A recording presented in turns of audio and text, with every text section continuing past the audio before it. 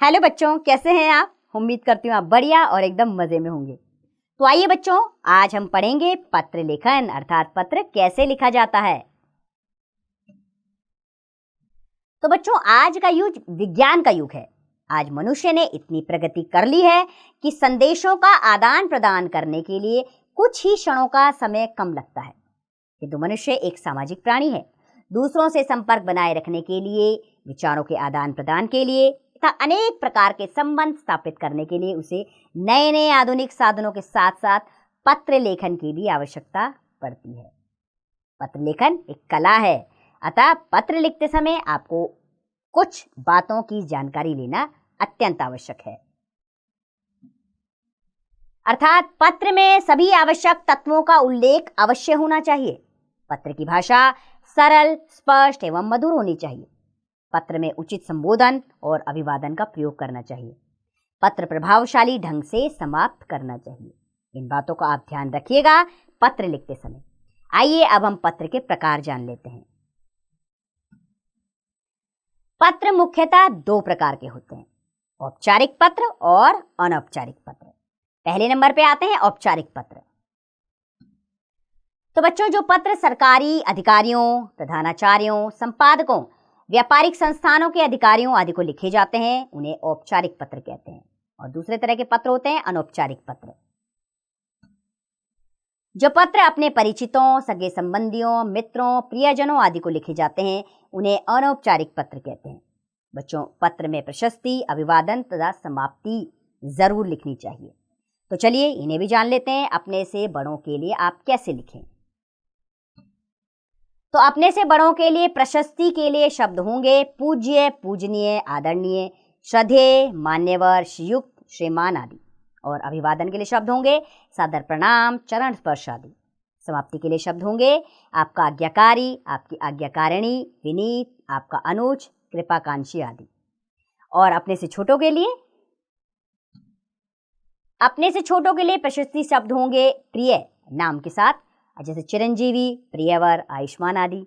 अभिवादन शब्द होंगे सुखी रहो, शुभ आशीर्वाद, चिरंजीवी रहो।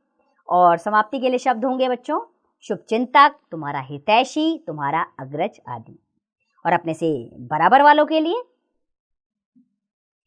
तो बच्चों अपने से बराबर वालों के लिए प्रशस्ति शब्द होंगे स्नेही, मित्रवर, प्रिय मित्र, प्रिय बंधु, प्रिय सखी आदि। अभिवादन के लिए शब्द होंगे नमस्ते, नमस्कार, सादर, वंदे आदि। समाप्ति के लिए शब्द होंगे आपका परम मित्र, आपका अभिन्न मित्र, तुम्हारी सखी आदि। और प्रार्थना पत्र के लिए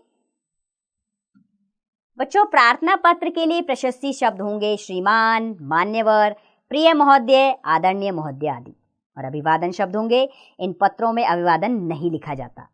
और समाप्ति शब्द होंगे इनमें आपका आज्ञाकारी शिष्य या शिष्या, आपकी आज्ञाकारिणी शिष्या, भवदीय, भवदिया, प्रार्थी, प्रार्थनी, निवेदक, निवेदिका आदि। चलिए अब कुछ पत्र पढ़ लेते हैं। सबसे पहला पत्र लेखन के लिए हमारा विषय है जुर्माना माफ कराने के लिए प्रधानाचार्य को पत्र। तो बच्चों, पत्र आप ऐसे शुरू करेंगे। शुरुआत में लिखेंगे सेवा में, अगली लाइन में प्रधानाचार्य जी, उसकी अगली लाइन में अपने विद्यालय का नाम, जैसे कि संत जेवियर्स माध्यमिक विद्यालय। उसके नीचे विद्यालय कहाँ है, जैसे मुंबई में। और उसके नीचे आप विषय जरूर लिखेंगे, जैसे जुर्माना माफ कराने के लिए पत्र।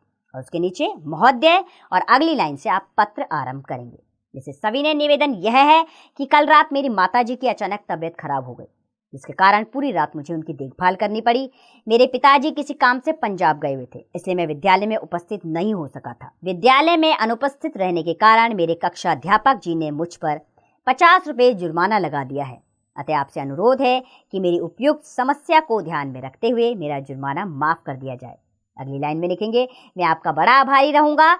अगली लाइन में धन्यवाद, और उसकी अगली लाइन में आपका आज्ञाकारी शिष्य, और अगली लाइन में आप अपना नाम और कक्षा और दिनांक जरूर लिखेंगे। इस तरह आप पत्र की समाप्ति करेंगे।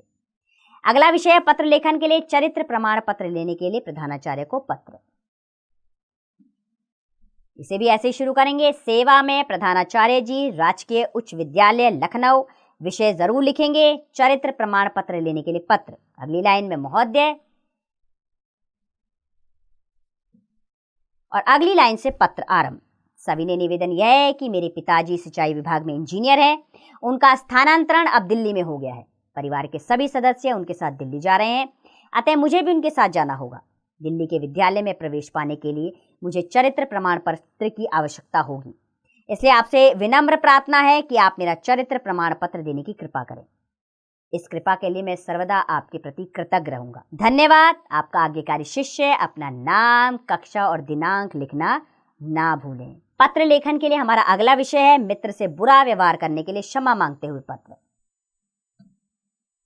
बच्चों, इस पत्र को शुरू करते हुए आप सबसे पहले उसका पता लिखेंगे, जैसे 346 आनंद लोक, मयूर विहार, जयपुर। दिनांक जरूर लिखेंगे जिस दिन आपने ये पत्र लिखा है। उसके नीचे प्रिय मित्र, अपने मित्र का नाम, सप्रेम नमस्ते और अगली लाइन से अपना पत्र आरंभ करेंगे। कल तुम्हारे साथ मैंने जैसा व्यवहार किया उसके लिए मैं हृदय से तुमसे क्षमा मांग रहा हूं। विश्वास करो, तुम्हारी भावनाओं को ठेस पहुंचाने का मेरा विचार नहीं था। वस्तुतः मैं उस समय मानसिक रूप से बहुत दुखी था और तुमने आकर मुझसे अपने साथ चलने के लिए कहा। मुझे क्रोध आ रहा था और मैंने तुम्हें उल्टा सीधा कह दिया। बाद में मुझे पश्चाताप हुआ। कृपया मुझे क्षमा कर दो और आज सायंकाल आकर मेरे साथ चाय पान करो। मुझे इससे अत्यधिक प्रसन्नता होगी। अगली लाइन में मेरी ओर से अंकल आंटी को नमस्ते और तुम्हारे छोटे भाई को प्यार। अगली लाइन में लिखेंगे धन्यवाद, तुम्हारा मित्र और अपना नाम जरूर लिखिएगा। अगला है पत्र लेखन के लिए हमारा विषय बैंक में खाता खुलवाने के लिए बैंक प्रबंधक को पत्र। सबसे पहले पता लिखेंगे, जैसे 37/9 सरस्वती एनक्लेव, पश्चिम विहार, नई दिल्ली। दिनांक जरूर लिखेंगे। फिर लिखेंगे नीचे सेवा में प्रबंधक महोदय, union bank of India, Paschim Vihar, नई दिल्ली। विषय जरूर लिखें, बैंक में खाता खुलवाने के लिए पत्र। उसके नीचे महोदय और अगली लाइन से पत्र आरंभ करेंगे। मैं सरस्वती एनक्लेव, पश्चिम विहार का निवासी हूं तथा आपके बैंक में एक खाता खुलवाने का इच्छुक हूं, क्योंकि आपके बैंक द्वारा दी जाने वाली ग्राहक सुविधाएं एवं धन निवेश योजनाएं अत्यंत आकर्षक है। इसके अतिरिक्त मेरे कई परिचितों के खाते भी आपके बैंक में हैं, जो आपके बैंक द्वारा दी जाने वाली सुविधाओं से संतुष्ट हैं। अतः यदि आप मेरी इस प्रार्थना को स्वीकार करते हुए मुझे अपने बैंक में खाता खोलने की अनुमति दें, तो इसके लिए मैं सभी औपचारिकताएं पूरी करने को तैयार हूं। अगली लाइन में लिखेंगे आपकी इस कृतज्ञता के लिए मैं सदा आपका आभारी रहूंगा। अगली लाइन में धन्यवाद, फिर भवदीय लिखेंगे और अपना नाम जरूर लिखेंगे। बच्चों, एक बार इस पाठ के अभ्यास के लिए इसे दोहरा लेते हैं। तो बच्चों, पत्रों द्वारा हम अपने विचारों का आदान प्रदान कर सकते हैं। पत्र में सभी आवश्यक तत्वों का उल्लेख अवश्य होना चाहिए। पत्र 2 प्रकार के होते हैं, औपचारिक पत्र तथा अनौपचारिक पत्र। तो बच्चों, हमने पत्र लेखन पढ़ा और कई सारे पत्र आपके सामने रखे। आपने ध्यान से इन्हें सुना होगा, समझा होगा कि आपको पत्र लेखन कैसे लिखना है और किन किन विशेष सावधानियों को आपने इसमें बरतना है लिखते समय। आपके नंबर बिल्कुल नहीं कटेंगे अगर आप सही हिसाब से पत्र लेखन पूर्ण करेंगे। तो उम्मीद करती हूँ पत्र लेखन आपको समझ आया होगा। अब अभ्यास कार्य आपने लगातार इसका जारी रखना है। कोई भी विषय लीजिए, औपचारिक अनौपचारिक, और उस पर पत्र लिखिए, स्वयं लिखना शुरू करिए, क्योंकि जब आप अभ्यास करेंगे तभी तो निपुण बन पाएंगे। अब इसका अभ्यास कार्य आप स्वयं कीजिए।